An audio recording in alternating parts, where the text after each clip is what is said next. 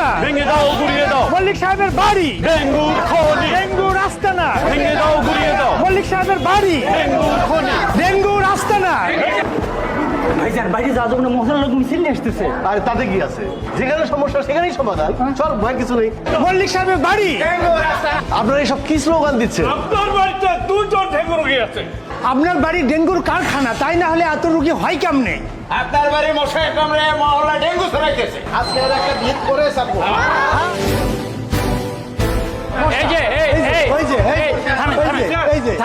থামেন। আমি শুনছি অনেকক্ষণ ধরে আপনাদের কথা।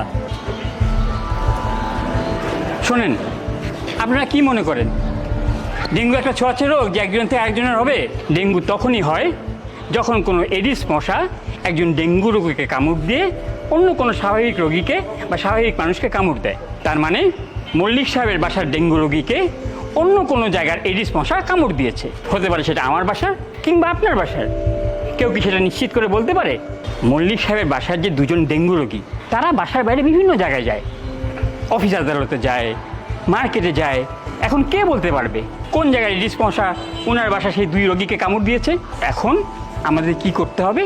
আমাদের সবাই মিলে পুরো মহল্লাটাকে পরিষ্কার পরিচ্ছন্ন রাখতে হবে, যাতে কোথাও টায়ার, ডাবের খোসা, পলিথিন, চিপসের প্যাকেট এগুলো পড়ে না থাকে। এগুলোতে পানি জমে থাকার কারণেই মশার নিরাপদ আশ্রয় হয়ে ওঠে। তাই যেখানেই বদ্ধ পানি পাবো সেখানে কেরোসিন ছিটিয়ে দেব, ব্লিচিং পাউডার ছিটিয়ে দেব। শুনুন, সিটি কর্পোরেশনের পরিষ্কার পরিচ্ছন্নতা কর্মীরা যাতে খুব সুন্দরভাবে রাস্তাঘাট পরিষ্কার করতে পারে সেই জন্য আমরা তাদেরকে বিভিন্ন রকম সহযোগিতা করব। আরেকটা জরুরি বিষয়, আপনি কিভাবে বুঝবেন যে আপনি ডেঙ্গু দ্বারা আক্রান্ত? আপনার শরীরে জ্বরের মাত্রা অনেক বেড়ে যাবে, সেই সাথে মাথায় প্রচণ্ড ব্যথা হবে, মাংসপেশিতে ব্যথা, চোখ ব্যথা, কোমরে ব্যথা।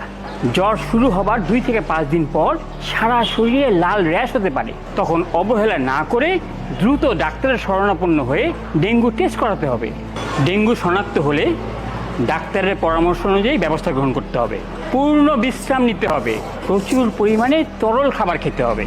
সবাই বুঝতে পেরেছেন? মল্লিক সাহেব একজন সচেতন নাগরিক। তিনি ওনার বাসা এবং আশপাশ পরিষ্কার পরিচ্ছন্ন রাখেন। তাহলে ডেঙ্গু প্রতিরোধে আমাদের সবাইকে এগিয়ে আসতে হবে। সবাইকে এক স্বরে বলতে হবে, আসুন সবাই ধ্বংস করি আস্তানা আছে যত মশার, পরিষ্কার পরিচ্ছন্ন নগর গড়তে হই সবাই সোচ্চার।